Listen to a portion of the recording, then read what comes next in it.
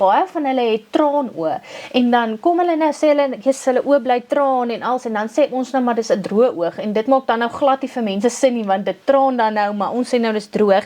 So wat gebeur is, ons het op ons oog 'n waterlaagie, en dan het ons bo oor daai waterlaagie eintlik 'n olielaagie. Nou, dit is eintlik jy so gemaak, want as jy mos water en olie in 'n emmer sou gooi, die olie is mos maar dik, so water sal nie deur hom kan verdamp nie. Nou dis hoe dit op ons oog eintlik moet wees. Nou iemand wat 'n droë oog begin ontwikkel, is een van twee goed. Of daai olielaagie is nou weg, of hulle produksie van water is te laag. So dit kan een van daai twee wees. Nou as die produksie van water te laag is, dan het mens nou nie regtig hierdie traanoog nie. Dan is dit net, dit voel ongemaklik, dit voel krapperig, dit voel branderig, dit voel net ongemaklik. Mens kan sommer net voel jy wil eintlik net 'n bietjie jou oë toemaak. So dis die een rigting.